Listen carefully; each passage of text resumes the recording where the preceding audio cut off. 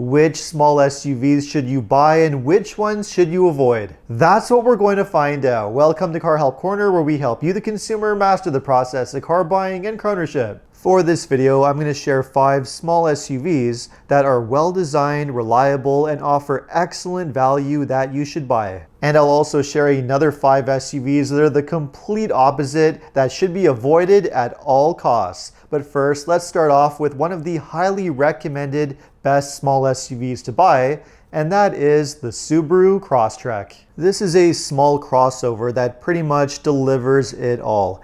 Excellent build quality with top-notch reliability, a fuel-efficient, inexpensive to maintain 4-cylinder engine, and as a bonus, one of the best all-wheel drive systems, perfect for those looking for something ready to handle rough conditions. The Crosstrek also has an excellent safety rating and comes with plenty of excellent features as part of Subaru's EyeSight active safety tech. And later in the year, Subaru will be adding an optional hybrid engine for better fuel economy, which should make it even more appealing.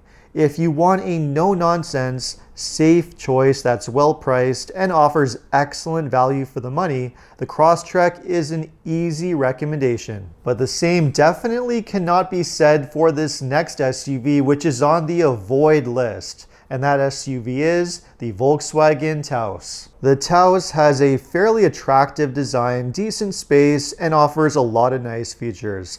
But the downsides far outweigh any positives. The Taos has a very poor owner satisfaction rating from Consumer Reports, largely due to its noisy ride, poor performance, and jerky transmission.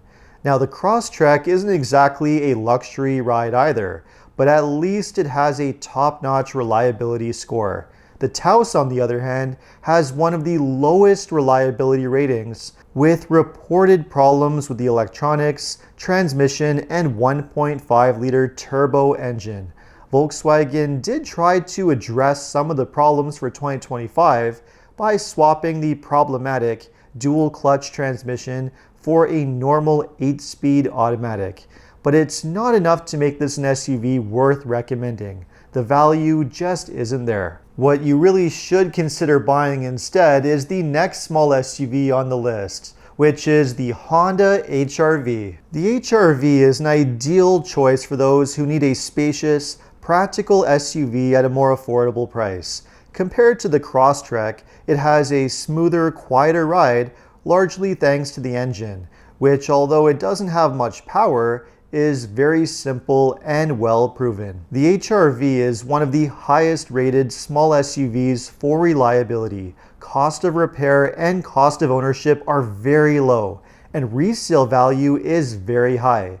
It also has an excellent safety rating, so it's an all-around excellent choice and a great buy for the money. Another small SUV, however, that is not a great buy is the next one on the list, which is the Ford Bronco Sport. This one attracts a lot of interest from buyers thanks to its unique boxy design, which gives it a cool look. But looks is really all this SUV has going for it. The Bronco Sport is not a great choice from a quality standpoint. They can have many reliability issues, including transmission problems and several potential problems with the EcoBoost turbo engines. The standard 3-cylinder engine is also underpowered for a vehicle of this size, so the performance is not very good. It's also a very expensive SUV, way more money than the recommended choices so far. Ford seems to think you'll be willing to overlook the shortcomings in exchange for that eye-catchy design. But don't do it. Be smart with your money and buy something that's a much better value, such as the next small SUV instead, which is the Toyota Corolla Cross Hybrid. For much less money, you're getting an SUV that's also far superior in just about every possible way. The Corolla Cross Hybrid uses a powerful hybrid engine that's incredibly fuel efficient and also has phenomenal reliability, so you'll save tons of money in fuel, maintenance, and long-term repairs. And like the other recommended choices, it's spacious, practical, well-equipped, and very well priced. For the price, this is easily one of the best small hybrid SUVs you can get. So don't give it a second thought. It's an excellent, smart choice. And as for another small SUV that you should be avoiding, the next one that we have is the Dodge Hornet. The Hornet has proven to be a bit of a dud from Stellantis. Dealers can't seem to give them away, and it's not hard to see why. There isn't much to like here. A cramped interior, mediocre build quality, and even though it's badged as a Dodge, all the parts and components are really from Alfa Romeo. So long-term reliability and cost of repair are questionable at best. I would say the pricing is ridiculously high for what you're getting, but as mentioned, because dealers can't give them away, the discount on these are absolutely massive. That alone should be a red flag to run the other way. And for the next recommended small SUV, let's do something a little bit different. This is a great choice for someone that wants a small premium luxury brand and doesn't mind spending a little bit more. And that SUV is the Lexus UX300H. The UX may have the premium look and feel of a Lexus, but underneath, it shares its mechanical bits with the Toyota Prius hybrid, one of the most fuel-efficient, low-cost, reliable vehicles on the market, which means you get a luxury vehicle without the luxury ownership costs. What's not to like?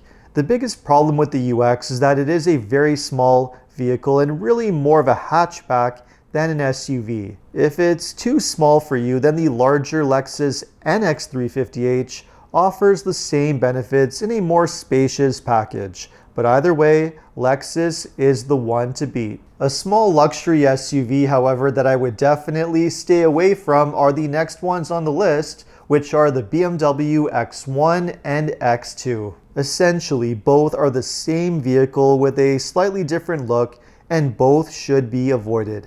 These two have all the wrong ingredients: a rough, unpleasant ride, a super jerky dual clutch transmission, an irritating engine start-stop system, poor interior technology that's unnecessarily complicated, and just this overall feeling that you are ultimately getting a disappointing, mediocre vehicle for the money. Buying one of these is just a total waste that will likely come back to bite you in one way or another, so don't waste your money on one of these vehicles. And that brings us to the final highly recommended small SUV to buy, which is often my go-to recommendation for almost any type of buyer, and that vehicle is the Mazda CX-5. What makes the CX-5 so great is it's the perfect blend of every desirable SUV must-have. It's a great performing SUV with great handling and excellent power. There is an available turbo engine, but the standard 2.5-liter engine is more than adequate.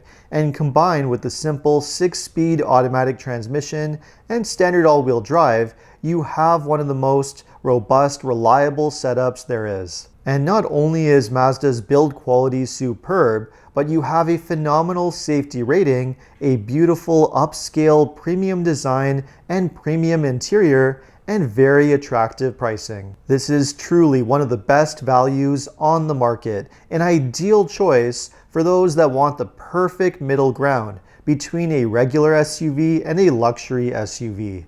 And more buyers are starting to recognize that, which is why Mazda has been doing so well. And the same is true of the smaller CX-30, which is also an excellent choice. But for slightly more money, the better interior space and better visibility that you get with the CX-5 really makes it worth it. And as for our final small SUV that should be avoided, this one is really nothing but faults. And that vehicle is the Jeep Compass. The Compass is one of those vehicles that has almost nothing going for it.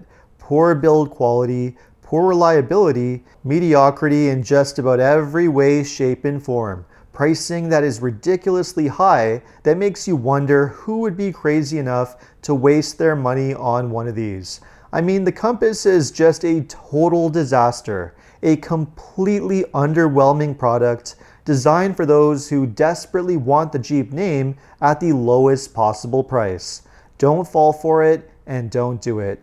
you'll be wasting your money. So there you have it. Now, if you own any of these vehicles, what has your ownership experience been like? Let me know in the comments. And if you enjoyed this video, make sure to like and subscribe. And if you're planning to buy a new vehicle and you live in Ontario, know that OMVIC is the vehicle sales regulator responsible for administering and enforcing the rules that dealerships must follow. To learn more about your consumer protection rights, just visit omvic.ca. And if you need any additional car buying advice, recommendations, or help with getting a great deal on your next new car purchase, make sure to visit carhelpcan.com. Thanks so much for watching, and see you next time.